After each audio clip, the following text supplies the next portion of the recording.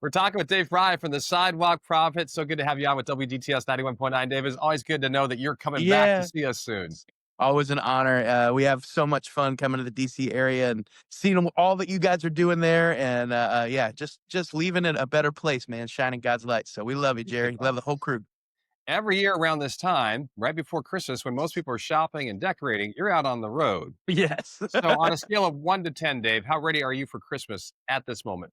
58,000 percent. My family. There's one thing. My son loves to decorate our tree, Okay. and that way we actually have three, and they're already up before Wow. Thanksgiving Good this for year. It you. was a record for us with a 2-year-old and a 5-year-old.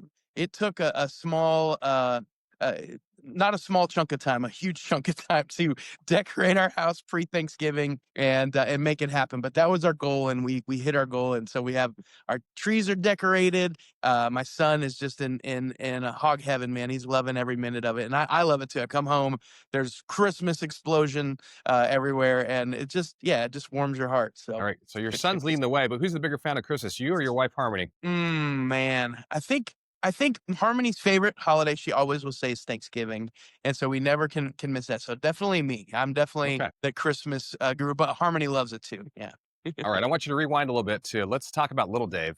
yeah. Best Christmas gift you ever got as a child? Man, I always go to Nintendo 64.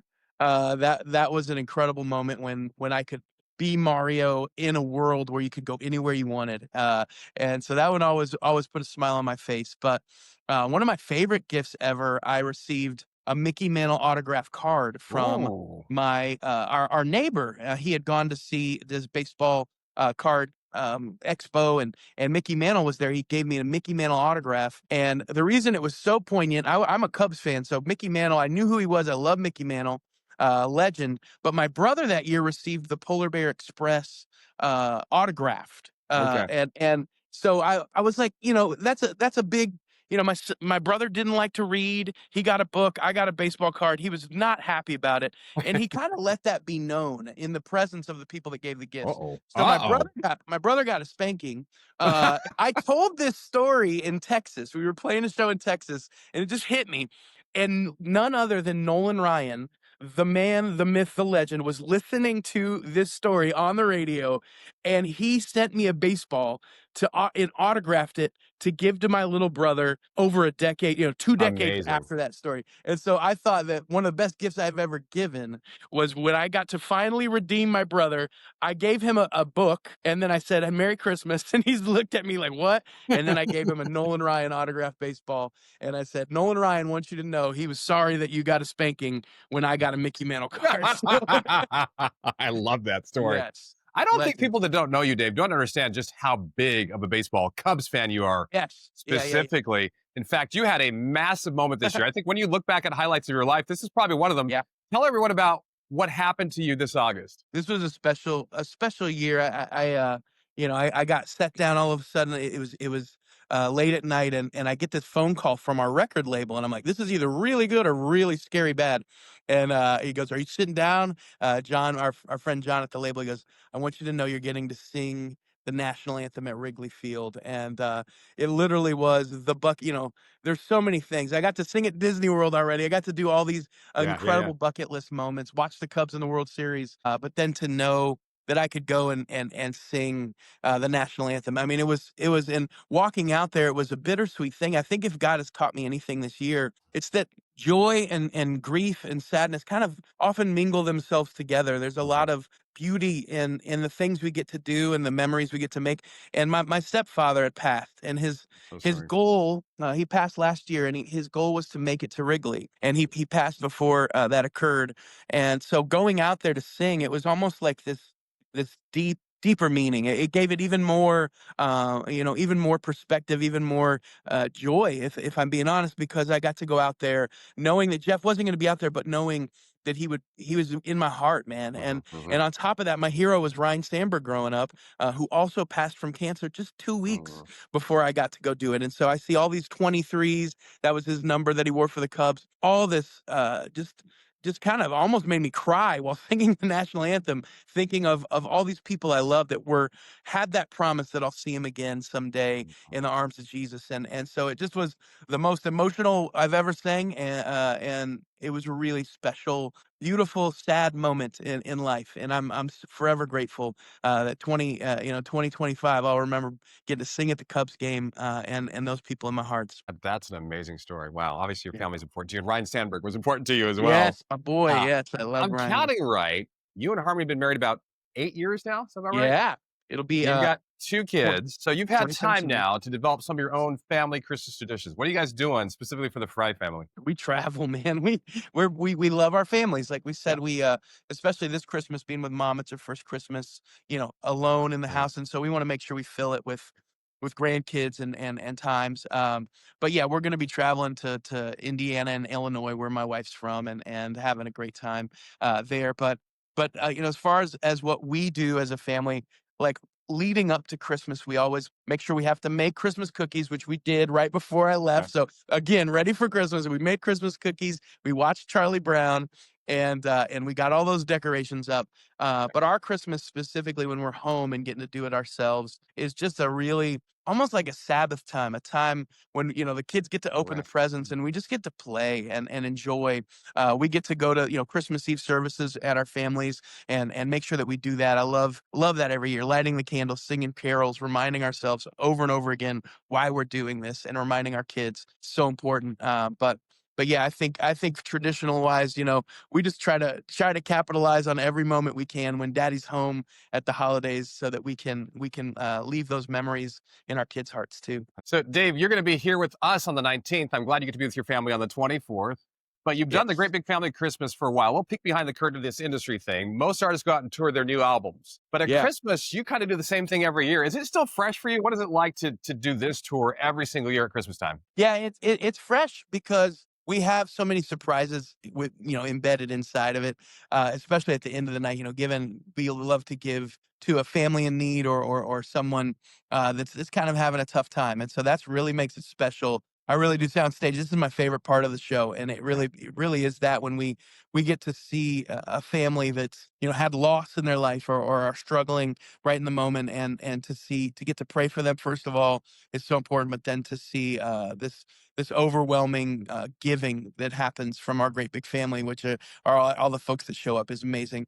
And then on top of it, we do try to change a song or two throughout the night. But it's kind of like your favorite Christmas movie. Like I don't ever get tired of popping, Elf or Yeah, Charlie yeah. Brown, or Christmas Vacation in. And if there were some bonus content, I would love that too. And so that's what I feel like our show is. It's like a little bit different, but you never know when you're gift giving what people are going to do out there, and we love to interact with the audience that way too. So that's always a fun moment too. But man, we always go back to it. That idea of and traditions you're talking about, like we want to make this show kind of a tradition in our lives, and it has been for the last, man, I think 7 years we've been doing it, and it's been a lot of fun. Yeah. And This is year number 3 here in the DC region. We're so glad that you're coming yeah, back. And obviously, you love Christmas music. In my home, yes, we only had one Christmas record. My mom had tons of records, only one Christmas record. I still remember it was the Jerry Vale Christmas record. Well, Cherry Vale, Jerry Vale, yeah. I don't know if anyone else classic. knows who that is, but I do, yeah. who was your go-to artist growing up, like Christmas artist? Mine hands down was Mariah Carey's Okay. Christmas record. Not just, I think so many people focus on, I mean, the original song, All I Want for Christmas Is You, is phenomenal, Yeah, which isn't by understandably. her. It's just not her original song. Yes, it is. Jerry, I need to, Darlene Love did yeah. it first. No, no, no, no, Jerry, you need to go back to the well, because Okay. her and Walter Afanasy, listen, this is my girl.